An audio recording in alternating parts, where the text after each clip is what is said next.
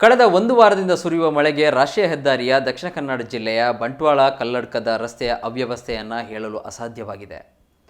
ರಾಷ್ಟ್ರೀಯ ಹೆದ್ದಾರಿ ಬದಲು ಕೆಸರು ಗದ್ದೆಯಾಗಿದೆ. ರಸ್ತೆ ಅಂತ ಬೋರ್ಡ್ ಹಾಕಿದ್ದರೆ ಮಾತ್ರ ನೀವು ರಸ್ತೆ ಎಂದು ನಂಬಬಹುದು.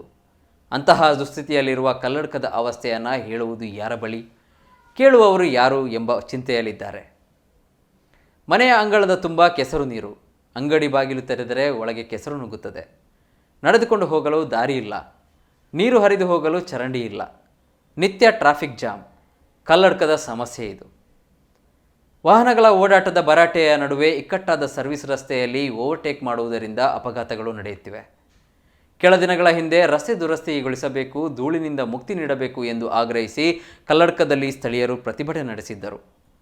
ಆಗಸ್ಟ್ ಅಂತ್ಯದ ವೇಳೆಗೆ ಕಾಮಗಾರಿ ಆರಂಭಿಸಿ ಎಲ್ಲದಕ್ಕೂ ಮುಕ್ತಿ ನೀಡುತ್ತೇವೆ ಎಂದು ಗುತ್ತಿಗೆದಾರ ಕಂಪನಿ ಅಧಿಕಾರಿಗಳು ಭರವಸೆ ನೀಡಿ ಬಳಿಕ ಪ್ರತಿಭಟನೆಗೆ ಅಂತ್ಯ ದೊರಕಿತ್ತು. ಆದರೆ ಇದೀಗ ಕಾಮಗಾರಿ ನಡೆಸಲು ಮಳೆ ಅಡ್ಡಿಯಾಗಿರುವುದು ಒಂದು ಸಮಸ್ಯೆಯಾದರೆ, ರಸ್ತೆಯಲ್ಲಿ ನೀರು ಹರಿದು ಹೋಗಲು ಜಾಗವೇ ಇಲ್ಲದ ಕಾರಣ 3-4 ಇಂಚು ನೀರು ನಿಲ್ಲುವುದು ಹಾಗೂ ಇಡೀ ರಸ್ತೆ ಕೆಸರುಮಯವಾಗಿ ದ್ವಿಚಕ್ರ ವಾಹನ ಸವಾರರು ಹಾಗೂ ಪಾದಚಾರಿಗಳ ಜೀವಕ್ಕೆ ಅಪಾಯ ತಂದೊಡ್ಡಿದೆ. ಶಾಲೆ ಕಾಲೇಜುಗಳಿಗೆ ಬಸ್ಸಿಗಾಗಿ ಕಾಯುವವರ ಸಂಕಟ ಹೇಳತಿರದು. ಇಷ್ಟಾದರೂ ಘನಗಾತ್ರದ ವಾಹನಗಳು ವೇಗವಾಗಿ ಹೋಗುವುದನ್ನು ನಿಲ್ಲಿಸಿಲ್ಲ.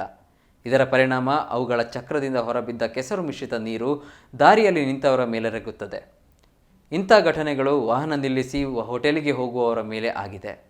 ಬಿಳಿ ಶರ್ಟು ಪಂಚೆ ಧರಿಸಿ ಮೈಯೆಲ್ಲ ಕೆಸರಭಿಷೇಕ ಆಗಿ ಬಣ್ಣವೇ ಬದಲಾದ ಉದಾಹರಣೆಗಳಿವೆ. ದ್ವಿಚಕ್ರ ವಾಹನಗಳು ಈಗ ಸ್ಕಿಡ್ ಆಗಿ ಬೀಳುವುದು ಜಾಸ್ತಿಯಾಗಿವೆ. ಇಷ್ಟೆಲ್ಲ ಆದರೂ ಜನರ ಸಮಸ್ಯೆಗೆ ಪರಿಹಾರ ಮಾಡುವ ನಿಟ್ಟಿನಲ್ಲಿ ಗುತ್ತಿಗೆ ವಹಿಸಿಕೊಂಡ KNRC ಕಂಪನಿಯಾಗಲಿ, ಜನಪ್ರತಿನಿಧಿಯಾಗಲಿ ಅಥವಾ ಜಿಲ್ಲಾಧಿಕಾರಿಯಾಗಲಿ ಮುಂದೆ ಬರುತ್ತಿಲ್ಲ ಎಂಬ ಆರೋಪ ಕಲ್ಲಡ್ಕ ನಿವಾಸಿಗಳದ್ದು.